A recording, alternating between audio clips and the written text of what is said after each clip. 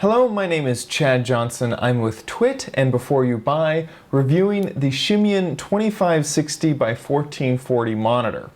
Now, why review this monitor? We don't tend to review monitors on Before You Buy, but this monitor is different than any other monitor because of its cost. This monitor comes from Korea and costs around $320. Similarly spec'd Dells cost around $800, and Apple, they cost $1,000. The panel that they use for this monitor is actually the A- stock of LG's, and let me read it off so I don't get it wrong, LM270 WQ1 27-inch panel. That's actually the exact same panel that is in Apple's 27-inch Thunderbolt display. Of course, this is the A- stock. And what does that mean? It means that there may be dead pixels or stuck pixels when you buy this monitor.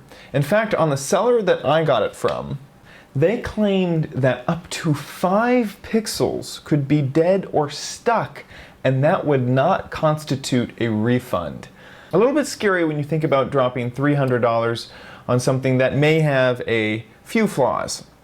This monitor only has a dual link DVI port in the back for connecting. It also has power on, power off button, brightness buttons, and then there are disabled buttons that would be used for on-screen display or volume. It's good to point out that without an on-screen display or any on-screen menus at all, I can't calibrate this monitor using hardware. I have to go into software on Windows or Mac and change the screen temperature or anything like that if I want to calibrate this monitor. There's a few things I want to point out about these style of monitors. I had to buy mine off of eBay. The only place to buy these is off of eBay. You can't get them in physical stores in America. Now, there are a bunch of different brands when you search for a 1440 monitor on eBay. Cat Leap is one of the largest ones that's coming to mind. There is an interesting thing that you can do with a few of the models of the Cat Leaps. You can actually overclock them to a higher refresh rate. Normal monitors come in at 60 Hz refresh rate, and these, using hardware overclocking and software overclocking, can be overclocked to 120 Hz. This is the only monitor on the market that has a 1440 pixel ratio that can be overclocked to 120 Hz. The other thing I'd like to mention is that this monitor ships with a Korean plug. All you have to do is discard that plug, find an American one, because the power brick has the same 3-pronged port that any power brick has. So go ahead and switch them out and you'll be fine. Let me get into the pros and cons of this monitor. The biggest pro is cost with an exclamation point. Also, the resolution coming in at 2560 by 1440. And finally, the possibility to overclock these monitors into 120 Hz. The cons.